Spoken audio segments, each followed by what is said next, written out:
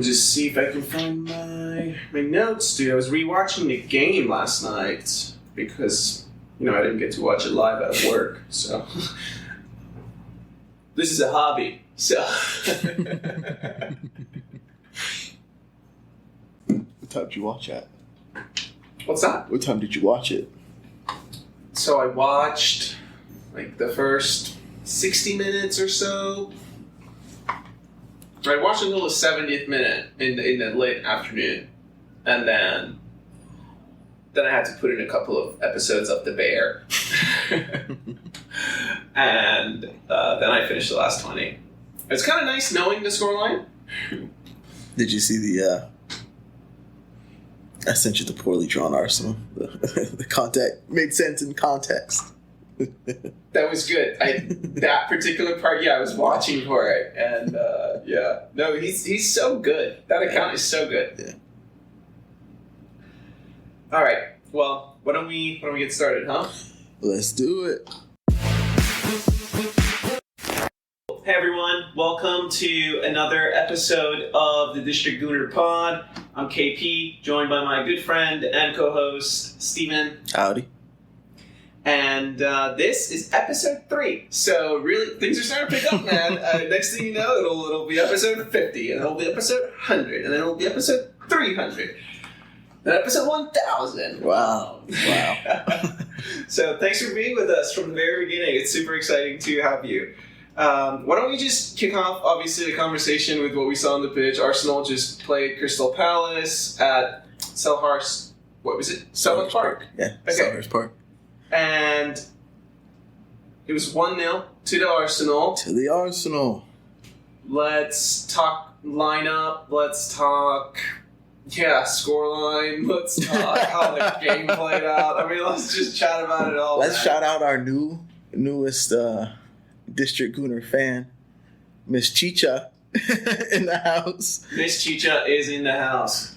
So Keon got a new dog. So Miss Chicha, she's representing District Gooner. But the squad, same squad from last game except left back. So Timber, he's on the injured list here. So Tommy in left back. Not really a surprise. I think it was between him and Kibior. Went with Tommy. I think he actually had a good game, but seeing the lineup again, when I saw it, I'm thinking it's the same exact plan as we had with Forrest, right? Did you have the same outlook? Did you feel confident in what he's putting out, or were you kind of shaky, not wanting what he put out? I didn't want what the manager put out. Really? I wasn't satisfied with the lineup, to be honest with you. And so I was excited to see Tommy. I think I mentioned Tommy is my one to watch for this season, finally trying to get some time. And so I was excited for him to get the playing time. I just felt like I want to know what's going on with Gabby. I want to know what's going on with Big Gabby. Okay. Well, I think that's definitely something we should talk about. Let's just get straight into that. Even knowing what happened in the game. Is your thought really that he's going somewhere? What I'm thinking is Zinchenko, as soon as Zinchenko's back in the lineup, Gabby's in. That's my thought. Who's going to invert as well as Thomas Partey right now in the squad? Nobody. I think he's the best inverted outside back that we have potentially. Is he perfect at it? No, he's new to the position. But I think he's better than Kiwior. He's better than Tomiyasu would be. That's why Timber is such a big loss. But once Zinchenko's back, I don't think Partey is going to play there anymore. To be honest with you, that's my feel. As soon as Zinchenko's back, he's not in the back line. Is your thought that he's leaving? Big Gabby? Big Gabby, there's 9 days left in the transfer window. Uh-huh. It would be very Arsenal to just not have any backup plans. But I'll tell you what, Holding wasn't in the squad, period. So he wasn't in the squad. Or Tierney. Or Balogun. So maybe, this is the last week and we're going to actually see some people roll off here. I don't think Big Gabby will be one. There's just something else going on here. And interesting. And you say that. He also wore the armband, though. He had the captain's band on when he came on. So that's something else we're reading into all this shit. We're reading into everything. But like, he's wearing the captain's armband. Like, to me, it's not that big of a deal. I think Gabby's great. I think he's a good center back. I'm comfortable with him, but Saliba just outclassed him. He's just the best, right? He's one of the best in the league. So if you're going to only need one true center back, you go with Saliba, and I think that's what we're seeing. But in different games, we're going to need Gabby back there. And as soon as Zinchenko's back, whose role in the midfield is exactly what we use to control games, having somebody to cover him. Gabby did it all last season. I think he's back. I don't want to read into it too much. There's a little bit of stubbornness going on with the manager and some of the things. And, like, I get it. I think one of the big things for me is it's very clear we still haven't seen the best 11 for this team. And we are seeing results. But I'll tell you what, man. You mentioned that Partey is doing a great job at this inverted role. Uh-huh. The right side, just attacking, we look so rigid. And I put a lot of that to Thomas Partey being out there at right back. It just doesn't look right. It takes so long for it to like set up sometimes, and then it takes so long. Like, you can tell Saka's not he's not having the same sort of joy as he kind of did last year with some of the outside players. Odegaard has been like pretty much absent the first 2 games. I mean, I know he scored a PK and he was like involved, but wasn't it an Odegaard performance? So okay, I mean, I don't know about that, but okay. Okay. Well, 2 games in. We're 2 games in, so it's fine. I don't know. So I just think the attack is very rigid. And, I mean, I'll tell you what. So let's just get into the game a little bit, because I was a little bit nervous, I think, before kickoff. I did text you because I was watching the pregame, and that place was buzzing. It was. But I thought Arsenal did a really good job. Huh? Tough place to play. Yeah, but the first 20 minutes, again, like last game, like dominating, and this time was away. They had silenced the crowd within the first 20 minutes, basically. To me, it didn't feel like they had a lot. They were in the game, because they always will be in the game, Palace. But no, it was, again, we were controlling the game, but we're not really creating anything, not really getting the clear-cut chances, not putting anything away in the first 5 like we had tried sort of last season.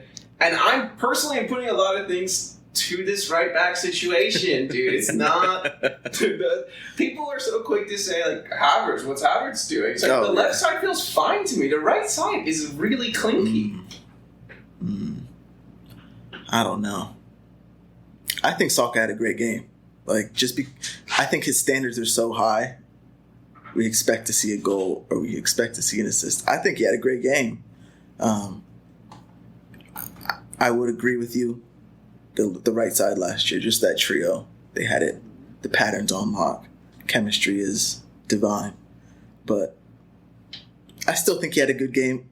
I don't think do you think Partey on the field is giving us something negative? I don't think he is. I think he had a good game too. Now, to your point, I think maybe not exactly what we expect from the right back, but it's a different system. Now we're trying to pinpoint where an issue is. I just think we're starting to gel, man. It's new players in the team. Rice had the best game we've seen so far, 2nd game, and he dominated the midfield. He's great. I think he's great for us. Havertz, I think we're seeing what we're going to get from him. Offensively, not there yet. Did Martinelli have a great game yesterday? Not really, but I guess what you're saying could be like Saka. I guess you didn't see what you wanted to see from Saka. No. I think Saka's been having. He played, dude. He scored an absolute banger in the first game. Yeah, and I think he did. set up Eddie for the penalty. Like we were taking a lot. It didn't look like we were taking free kicks very quickly, actually, throughout the game. So maybe that was just something that was communicated to the team. But I'm not saying he had a bad game. Okay. I feel like we could be a lot more fluid on the right side, because also it just feels like the right side, there's a lot of people who are still figuring out a lot of things out. Yeah. And it's just not that smooth. It was a different type of game. I think when we talked about what we expected to see this game, I think we thought Gabby, Saliba center backs, because we're at Crystal Palace. It's a Monday night game. We know they have some power up front. Yeah. So I think we expected them to have the two solid, our two big boys in the back. Since it's not, then it's like, we're going to play the same way we did against Forest. But Palace is a level above Forest. I mean, what they should. And they're at home. So they were actually showing some stuff. So when we watched Forest, Ben White playing right center back was overlapping Saka plenty of times. He didn't overlap him at all that much this game. He wasn't getting over there because the threat was too much. So that's when you're saying the right side, it just wasn't gelling completely because it was a different look. It was a different look. And what's weird about this, we didn't see this in the preseason at all. We knew Zinchenko wasn't going to play. Like I wonder why Partey didn't play at the right back at all in preseason. Maybe getting this rhythm a little bit better. 2 games in though, 2 wins, 6 points. To the Gunners. Yeah. It's in our nature to always find the bad stuff, I think, as Arsenal fans, no? Well, part of me feels like, okay, we're going to figure this out. This is definitely not our best 11. This is definitely not the team or the flow that's going to, play out come January. I don't expect this team to be the team that plays in January. I completely agree with you in the point, I think there are things to pick out still that aren't great, like the Partey thing, and that's someone that you like to pick out. You like to pick on him. I'm trying to back him. So, but I'm with you. It's nice that we can see this though win games because there's levels to go. I think there's levels to go. Yeah, I feel like we're going in a little bit of a different flow this time, which I'm enjoying a lot. So let's just keep we already know the scoreline. We're just talking about the game, and you're sitting here. You're saying Thomas Partey had a good game. In reality, what if?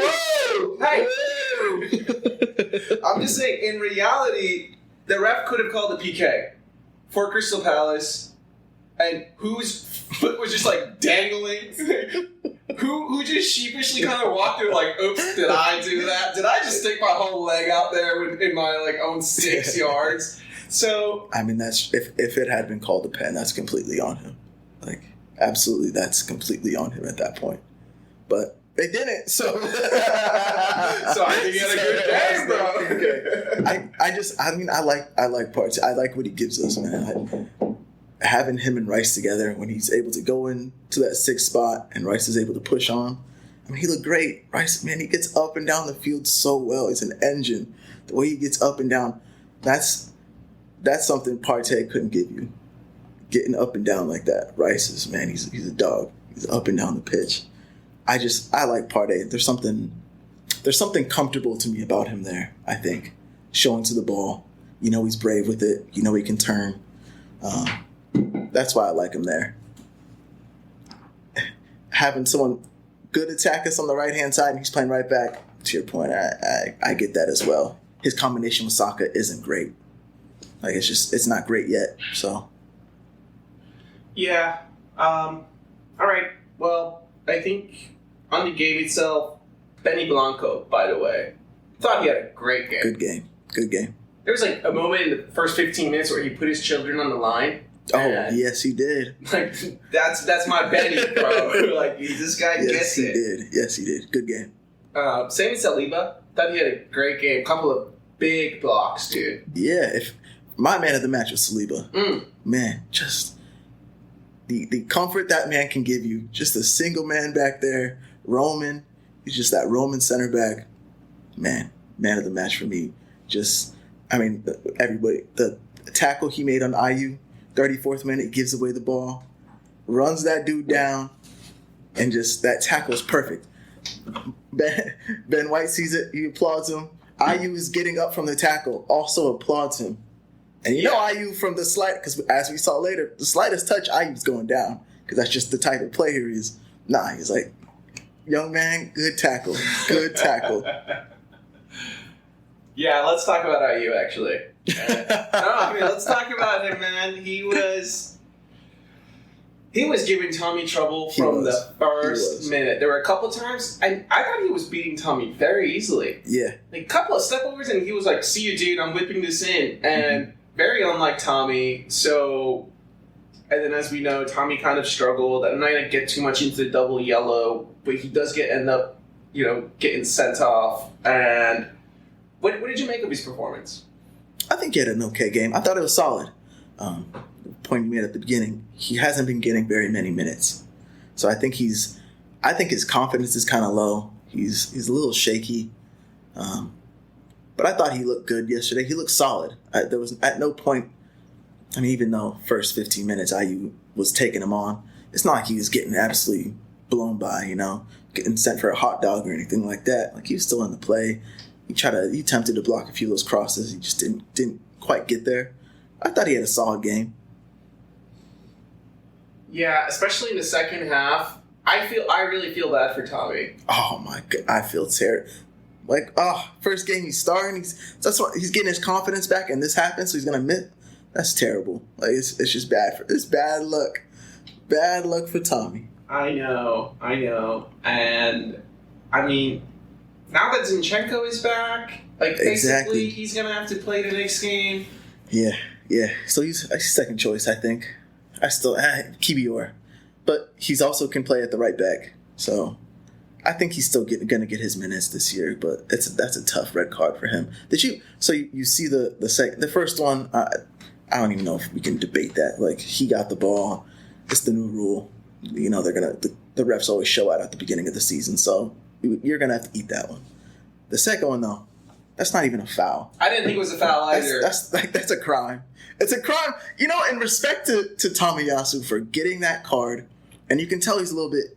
Obviously, he's upset about it, but he held his head up and walked out. Yes. Fans are coming at him, so respect to him for that. I can just me out there. I'll lose my head in a second. That happened to me.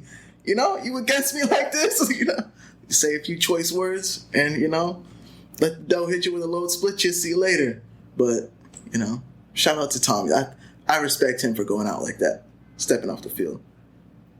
Yeah, it was so hard. Dude, it was so hard. I felt so bad. Yeah. As soon as they showed the replay, I was like, man, the ref, and there's been so many situations. How is that not a clear and obvious error? Yeah. If we're going to talk clear and obvious, the referee just made a clear and obvious error, and you can tell him, hey, man, no, actually.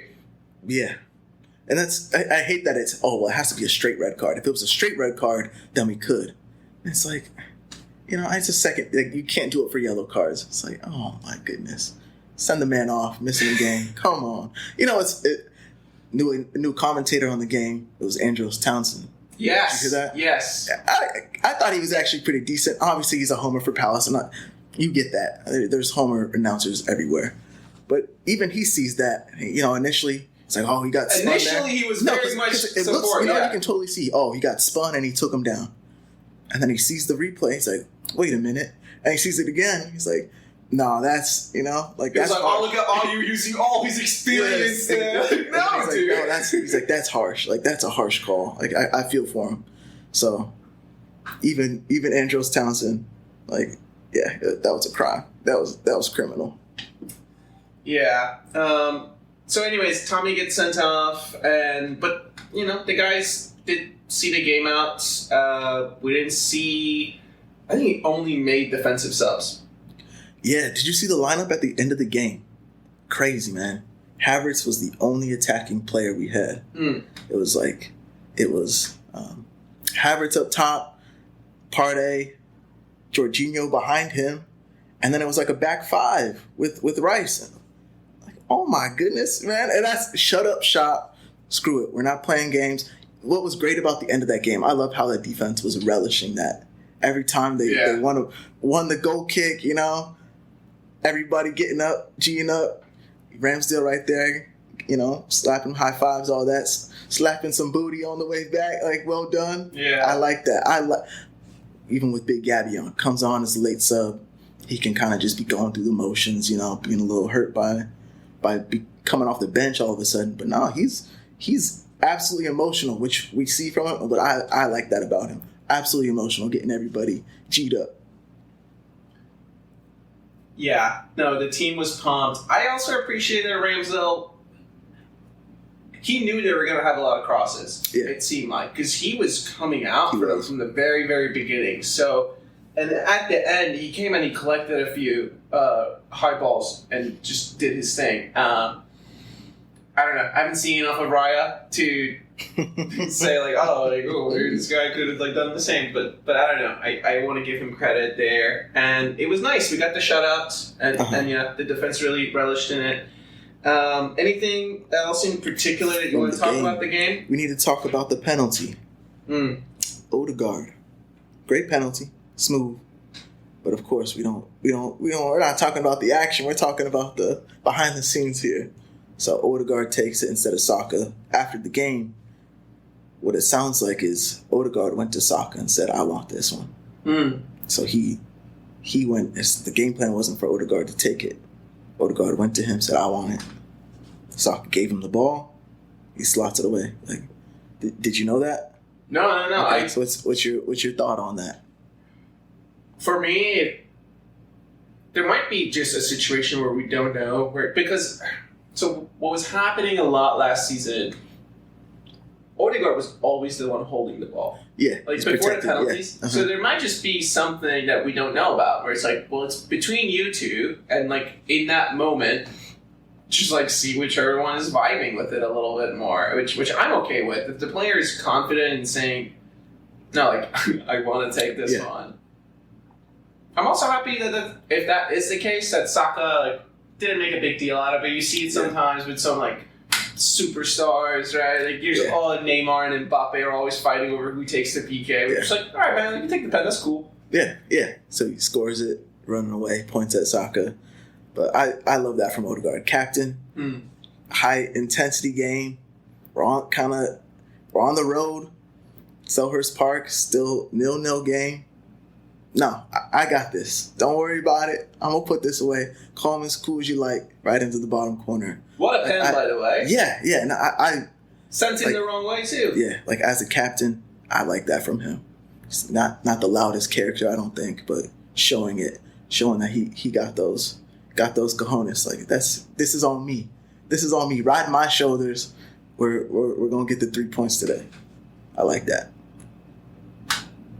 Just really quickly, dude, I realized that I didn't turn this light on. Oh, there's the remote. It's where is that? Everything else is... I didn't see you looking. I don't know what the hell you were looking for. Dude, I was looking everywhere for this light. I have no clue what the hell you're looking for. All right. There we go. Now I'm going to look pretty. You will. All right. On the game, let's see. I think that was a big moment. How about I loved 88th minute to the 92nd when we were controlling the ball, just pinging it. Got Jorginho on, you got Zinchenko on. That's class, bro. That's absolutely class. That's some FIFA stuff too. I'm trying to waste your last 5 minutes of champion. Yeah, that was sweet. I thought that was a cool moment. We've been pin back, win the foul. It's textbook stuff. Get it up the field. Yeah. Knock it down. We control it and take a breather. And I think that's a big part about when it's the game. That consistent pressure makes it tough, but if you can get a breather in and then continue to hold, I think that was a big moment for us. Yeah, I also wanted to talk about Jorginho because I think in one of the early episodes you mentioned how he is now the holding role where we're about to see the game up. We're bringing Jorginho on now, and that was super evident, and it was really cool to see him show up for that moment, especially because now it just seems like Rob is for sure gone. Oh, yeah. Now Jorginho comes on, hands start moving, he's pointing, Once he's the giving pointing starts, exactly, man. He's giving instructions. It's brilliant. Ball gets to him, doing the metronome thing. Ball comes in, slowly, moving it along. Ball comes in, slowly taking it. Yeah. He just calms it down. Yeah, especially because we were under a lot. Yeah. From like no, you could potentially see us on the ropes there, you know? Yeah. Like, for a while, we were getting... I mean, it's coming out as 10 men getting battered. I mean, it was 67th minute on the red card, so we were out there for a long time, holding steady. Yeah, so I wasn't watching the game live, and so actually when I checked the score, and I did see Tommy had been sent off, my immediate thought was, oh, we gave a pen away. So that was even like more upsetting when I watched the game back. I was like, not for this, not like this. That was bad. Tough. That was tough. I'm trying to think if there was any other significant items we should touch on here. I do want to talk about Eddie's performance. I think he's a good talking point. You give me your take on him. What do you think? Eddie was up for it, man. He was up for the game. I thought he played really well. He should have scored. I bet he was so upset with himself when he went for that chip. I'm talking about the chip one. The second one? Okay. Yeah. Okay. The one that he hit the post, that was just unlucky. I thought he did really well to even get that shot off. Absolutely. But he was up for, and he was pressing their center backs. He was very confident that, like, I can pick you guys up. There was one where Anderson actually sent him for a hot dog. There was like a solid 5 minutes where Eddie was getting really comfortable, like pressing the center back. So it was nice. But I thought Eddie had a good game. Yeah, I think he did too. I feel like Eddie is black and white with him. Either you like him or you don't like him, or you see that he had a good game or he didn't. And it's always the chances, because it seems what's interesting about he always does get chances. It seems like he's always sniffing. The first one, I'm with you, man, and he did great to hold him off. He was just able to get his left foot more around it, get some curve on it. It probably would have headed in. The second one, I was like, man, I don't know, you kind of crazy going for the chip there, bro. Like, I need to see you get it on frame for me. Whether it's a rebound, I just need to see it go. Even hitting the keeper there, obviously, got to go between his legs. That's the hit for me. Always try to just drive it as hard as you can. But going for the chip and then it going over the goal, it's kind of a wasted chance. And the ball from Rice there, that's U21 stuff, dude. Yeah. Like, come on. That ball from Rice, clean. Like, you gotta show out there, Eddie. Come on, man. But he did have a good game, and I'm with you. Defensively, he's pressing well. The end of the game, he won us a few fouls, man. Jumping in front of players. Crystal Palace, balls coming down, he's jumping in front of them. When we had 10. Yeah. So, like, I think he had a good game. Waiting for Jesus to get back, I absolutely am. But he had a good game. Okay, no, that's fair. And this is kind of what I mean, where it's encouraging because it's 2 games in now. I don't feel like we've seen the best 11. Also, I think 2 years ago we lose that game. Yes, sir. I think so too, man. Like, we've seen these games a lot with getting a red card. Hard to see these out in the past. Very hard. This was a very satisfying win. Yes. Last game against Forest, we won, but there's a lot of, we could have just absolutely buried them 2-1. This game, it's only 1-0 off a pen. But, man, just watching the defensive work rate out there, watching the boys come together, solid unit, like, that's a solid win. Like, it just makes you feel good. Things are coming together, getting the morale up. This was a big win. Like, on a Monday night. On a Monday night, man. First Monday night win in a long time. That was a big one. I think that's pretty much it from the game that we need to cover. I don't have much else. No, totally. I agree. Actually, who was your man of the match? I had Saliba. And Rice won the man of the match, and he deserved that, I think. But who was your man of the match? I was listening to Rice's interview post game. Yeah. That is a good interview. If you haven't seen that, go and check it out. And just the vibe, dude. There's one line in there where he said, I think he's along the lines of just like, well, I was just rolling up, so it's like, all right, let's get it on. It's like that's going into the game, and he was so up for it, and you could tell, and he's so sturdy, man, and he's so good. So I want to give it to Odegaard just because he scored the pen. I'm being a little harsh, I think. I'm being unfair just because I feel like, well, he scored a high-pressure penalty and just given the man of the match. But performance-wise, I think Rice did deserve it. But I want to give respect to Crystal Palace and say I thought Eze was having a great game.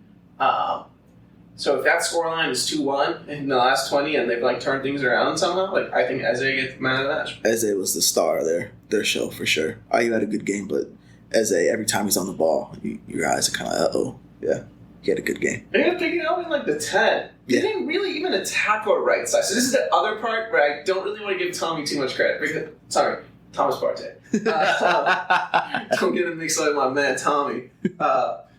So, I don't know. But overall, no, good game. 6 points, man. 2 games. We move, right? We move. So let's move off the pitch and talk about one new arrival is officially done. I know we've been waiting for this guy, Raya. Yeah. So he's in. Anything you want to touch on there? No, I think we've hit it pretty hard. It's my opinion that end of the season he's going to be the starter. I think he can raise us a level, and I think your opinion is Ramsdale. Ramsdale till I die. Yeah, well, I don't know. We'll see. I don't want to get death and afterlife involved in it all. But hey, for now, he's my number one. So I do want to just also touch really quickly on this one item that you've added to the doc about Patrick Vieira, just because we were talking about Rice. Perfect segue. Let's go into this. You want to set it up?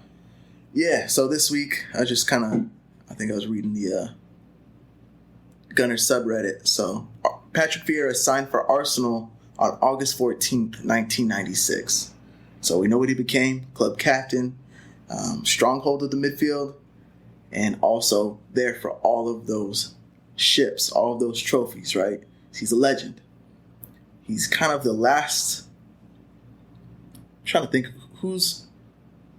we haven't had another midfielder like him in a long time that can hold down the midfield, right? So I guess my question is, does Rice have the potential to be our most impactful midfield signing since Patrick Vieira? Now to kind of give you a little context, I guess off the top of my head, Mesut Ozil, fan favorite. Here, we love Mesut. I too like Mesut and Fabregas. Those are kind of the two top players that I can think of in the midfield, but they're not like Rice. So, what do you think? It's hard because the way you have it framed is most impactful midfield signing, and what does that mean to you? Impactful, right? So I think that the most impactful midfield signing is Odegaard. Okay. Because one, he's been here for almost 2 years now, 3 years. Yeah.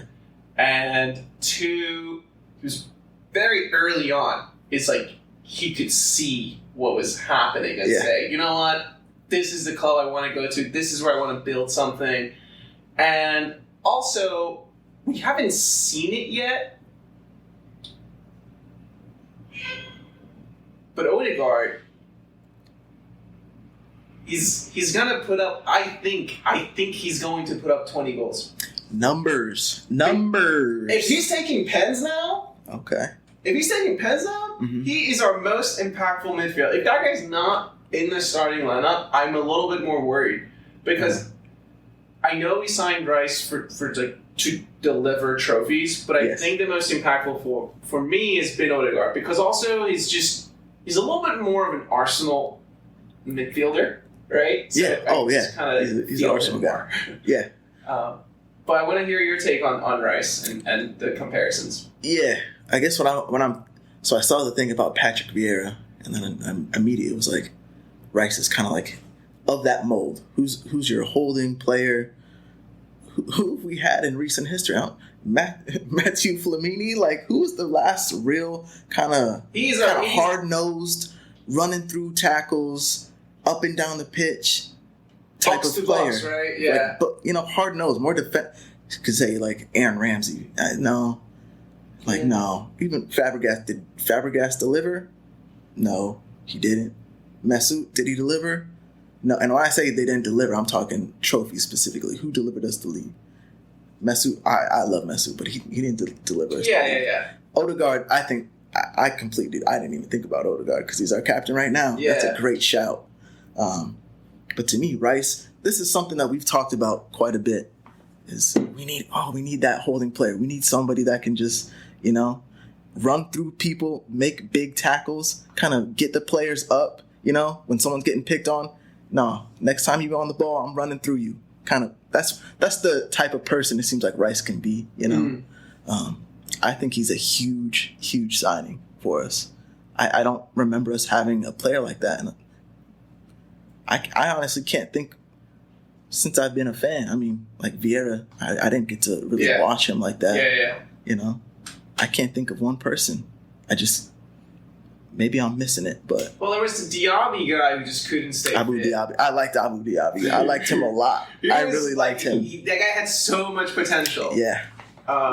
He was the closest thing from like a midfielder, like a box-to-box, of just like, I'm here too kind of guy. Yeah.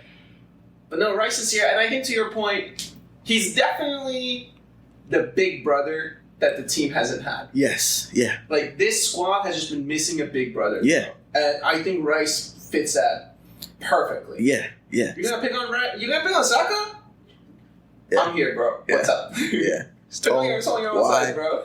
Yeah, no, that's kind of a good way to put it, I think.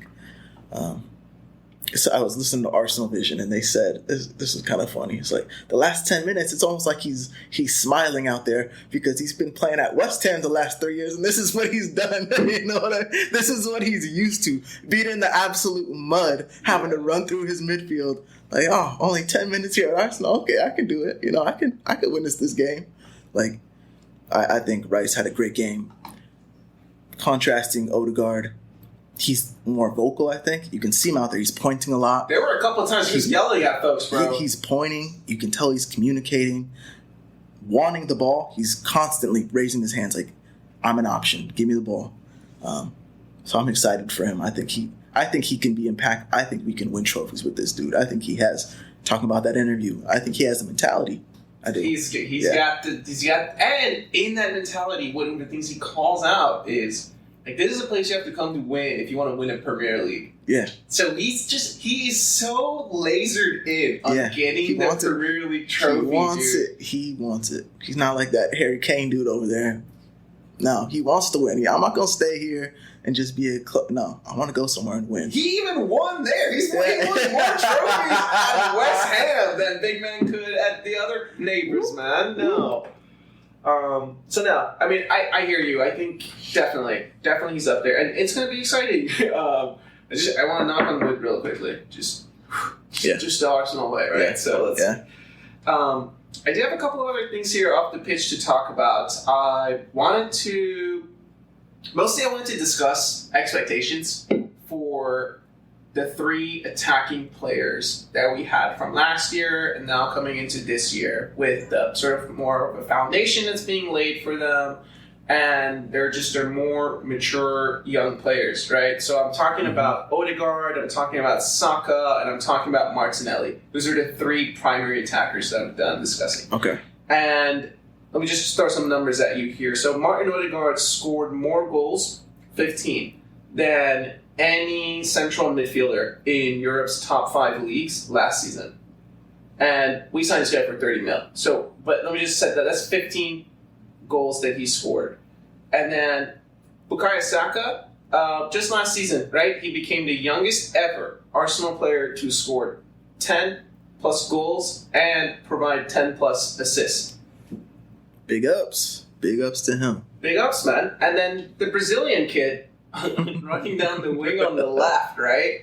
Did you know that no Brazilian has scored more goals in a single Premier League season than Gabriel Martinelli did last season? He scored 15 goals. Bobby Firmino, who, like, there was a time where you just felt like Liverpool was so unstoppable. Yep. The best season he had was 11 goals. So That's 15 from our Brazilian on the left. We had 10 more goals and assists coming from Saka. And then Martin Odegaard had 15 goals himself. So what do we expect from these guys this season to say, okay, like, that was good. That was better. Way to go. Did they level up? I think the numbers that they did last season, I think that's our expectation going forward. I think they set the bar last season. At minimum, they have to match that. That's what I think. We score by committee. We're not a City focused on Haaland. He's gonna bang in his goals. We score by committee. I don't know if we'll a 20 goal season guy. I don't know if we have one in our squad, but I think the bar has been set last season. Those numbers that you just said, that's kind of the expectation going forward. At least for me, that's what I think. If they can get more than that, if we can get a 20 goal season guy, yeah, I'd love that.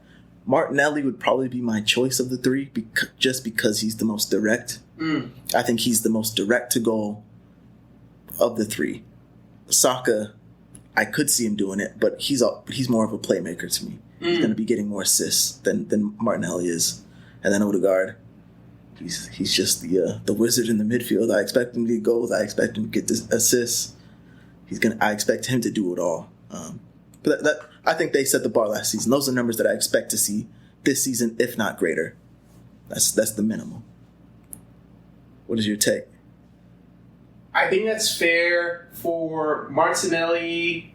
The thing about Martinelli is he had 15 goals, but he only had 5 assists. So if I want to see something from him is, try to match the goals, but let's get 10 assists. Okay. Right? I think Odegaard also, he had 15 goals and he had 7 assists. So 7 actually feels kind of low for him. Yeah, I thought he had more than that. Dang. So for O, it would be nice for him to have at least 10 assists, right? But I think Odegaard can get 20 goals this season. Odegaard? Yeah. Are we talking if he takes the pens? Yeah. Is that why? If he takes the pens, he's getting 20 goals, dude. Okay. I mean, let's just give him...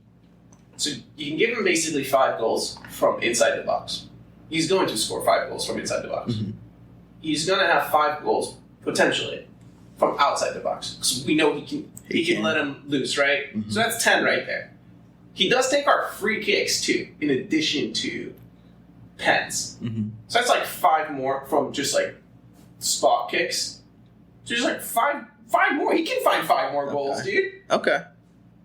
So, I don't know. But also, so one of the things I want to call out is, according to the web search results, right?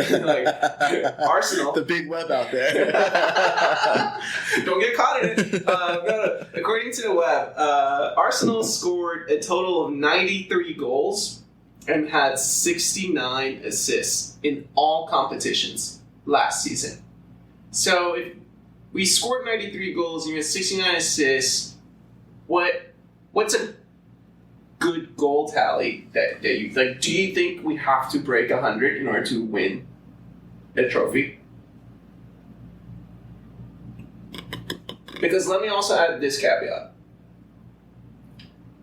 Leandro Trossard is about to play his first full season for Arsenal.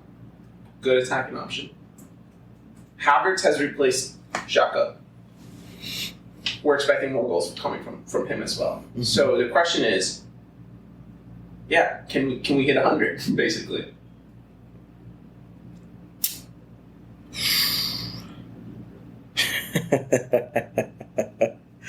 I would say yes, but I also think,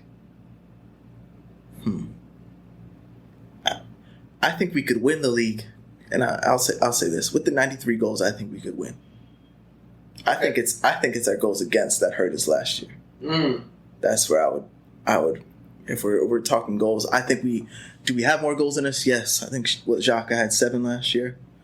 I think Havertz I expect him to have more than that. Whether it's just 10, a couple more. I just think we could find 3 more goals there added on.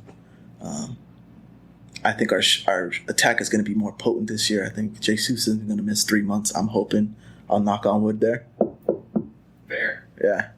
So I think we could, but for me, it's the goals against that I think that probably hurt us the most last year, losing Saliba. But 93 goals, I think I just added 3 from Havertz there, then hell yeah, we could have 100. I think so. Why not? Yeah, let's do it. I hope that's the expectation. I hope the expectation is 100 goals, and also, I mean, come on, guys, we just got to score it up. Yeah, no, it's starting to become a little bit of a worry. we haven't completely gelled yet. I think morale in the team is good, but like to your point, we haven't gelled yet.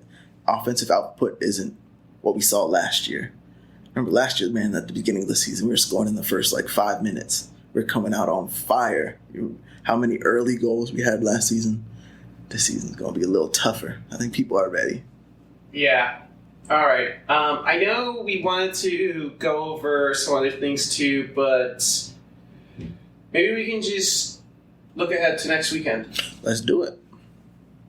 So it looks like Arsenal will be playing at home on Saturday, August 26th against Fulham. So another London derby, right? Yep. And I guess my first question is,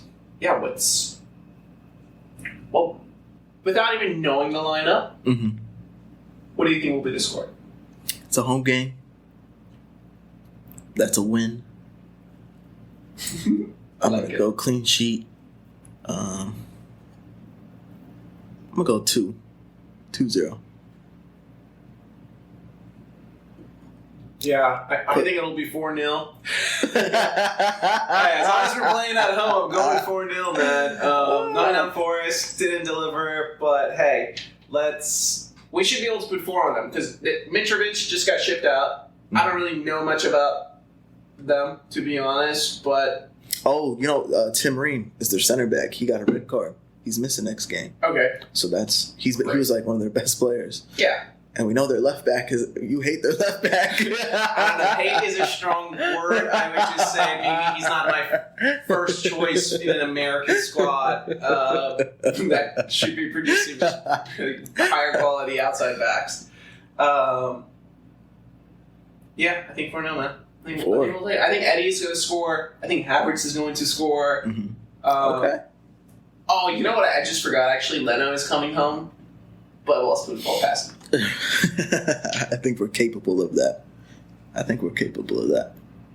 Okay, so now let's talk lineup. Because for my 4-0 to happen, I better not see Tommy Partey on that sheet, bro. I don't think he will be. We'll keep the front the same. I'm only going to touch the back line.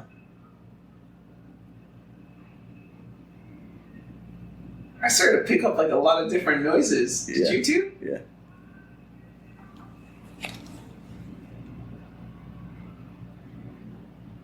Is that here?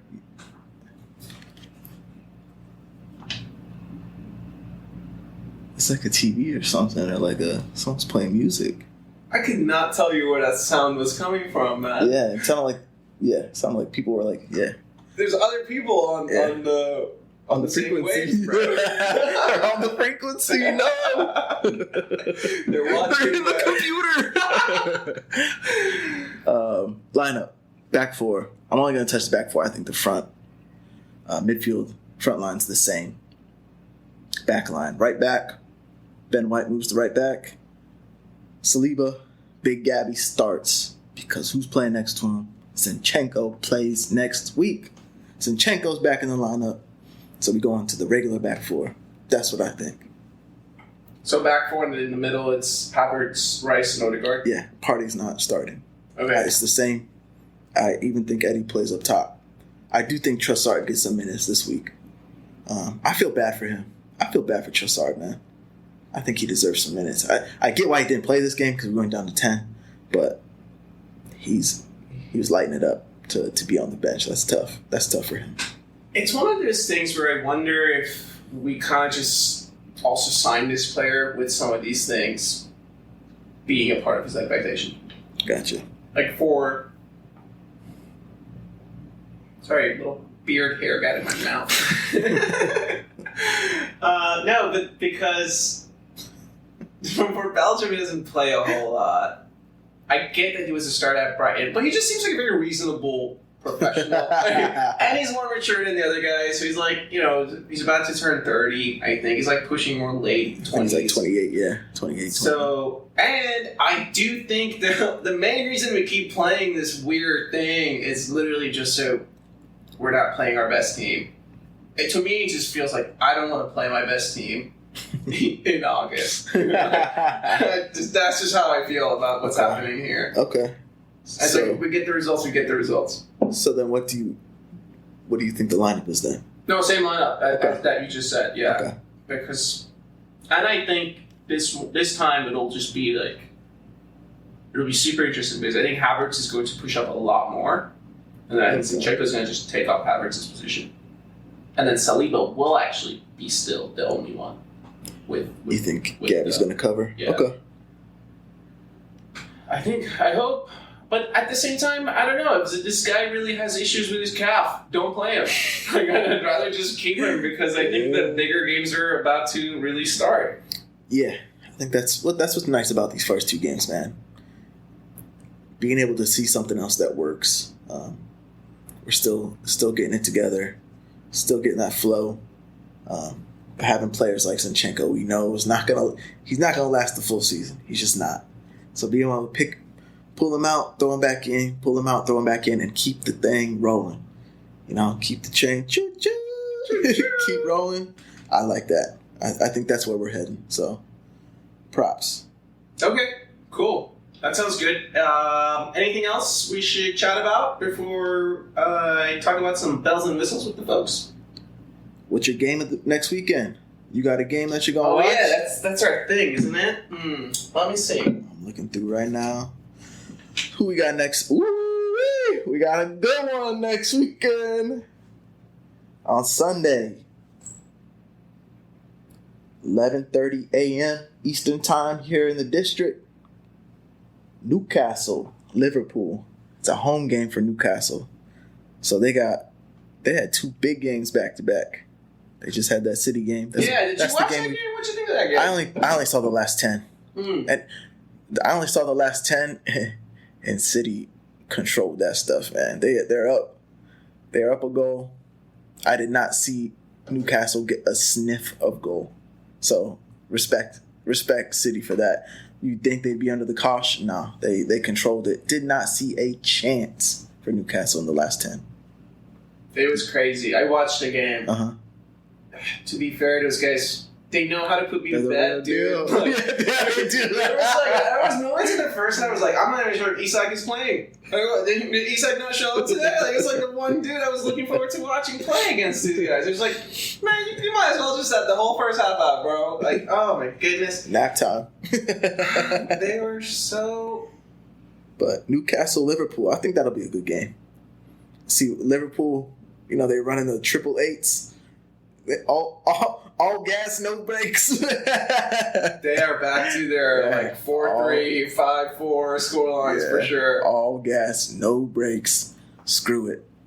We're going forward, Van Dijk. Best of luck in the back. That is going to be a good game. Yeah. That's the main game. I think that's the game of the weekend, and it's not even close, really. I'll tell you what. I think the one game I'm going to look forward to the day before, outside of Arsenal's game on Saturday, is the late game on Saturday. West Ham Brighton will be a good game. I've been watching Brighton too. Brighton's solid, man. They look good. They know what they're doing. Get all these dudes. I'm telling you, deserve Matoma. They're good. It's a solid team. He's cooking. You know what's They deserve you to be up there. Hey, we might have to end on that, bro. No puns allowed in here, bro. No, they're allowed. They're allowed to just come and booze. You know what's been funny is those guys in Manchester, the other guys who don't really put me to sleep. The other guys who are just so unexpected what you're going to get. Yeah. I watched their game against Spurs, and man, they looked so bad. It was like, what's Ten Hag been doing, bro? I missed it. I watched the highlights though. Oof, that's tough. That's tough sledding. Dude, you see what Robbie Keane said after the game? I saw Roy Keane, yes. Yeah, Roy Keane. Excuse me, Robbie Keane, no. Robbie, yeah. Robbie's a good guy, yeah. That guy gets Roy Keane said, basically, like, United looks like the new Spurs. It's like, oh my gosh. Dude, that is a low, right? Spurs Stadium, yeah. And slandering Spurs after winning a game, like, how Spursy is that? That's true. I didn't even realize that. It's like at your hometown, calling my team your team. Yeah. That's messed up, man. That's passive aggressive. So British. That's fun. No, they look terrible. Yeah. Don't feel bad for them. No, I think it's so funny because it's like, oh, Casemiro is like the best defensive mid I've ever seen in my life, man. It's like, stop watching Fred McTominay, bro. There's better players out here. You are not serious people. You are not serious people. That's so good, dude. That's so good. All right, there's Chelsea playing Luton on. Am I saying that right? Luton? Yeah, Luton. Yeah. So that's a 3 p.m. game on Friday. I'm good. I got better stuff to be doing on Friday. Yeah, I think it's happy hour. I'll check the score just to see if Luton have done it, because that wouldn't surprise me. I've also watched some Chelsea games. Meh. Yeah, I think I agree. Meh. Young team. They're gonna pick up results because they got so many quality players, but it's a team you love to hate. You know, they make it so easy. I don't understand why it's so easy to hate these teams. You know? You know why it's so easy? Because, to your point of not being sexual, like, you are not a footballing man. Like, why am I talking football with you? Like, these are the same people who are saying, like, Havertz is the worst thing ever. It's like, you don't know football. If you're watching what this guy is putting in, dude, he was making tackles. There was one or two where he let Ayew know, like, I'm also here. Yeah. You were stepping on people's foot, bro. I can step on your foot too. It hurts, doesn't it? And I like that. Yes. So you're not a football person. I'm not gonna talk to you. Like, you just paid $100 million for a missed penalty, and you just paid $150 million for a game-winning penalty giveaway. Like, you don't get to talk football to me. Say more. Come on, man. Give me a break. Now I'm getting all hot talking about this law, bro. My goodness. All right. Anything else you want to touch on? No, sir. We'll see you next week. We sure will see you next week. And the best way to make sure that you are notified as soon as the next episode drops is to subscribe. So I hope you enjoyed listening. And I thank you for tuning in. And I thank you for coming by and doing this thing, man. And absolutely. Yes, sir. And we'll go again. We move. All right. See you Saturday morning. Bye-bye. You ready to start recording for real?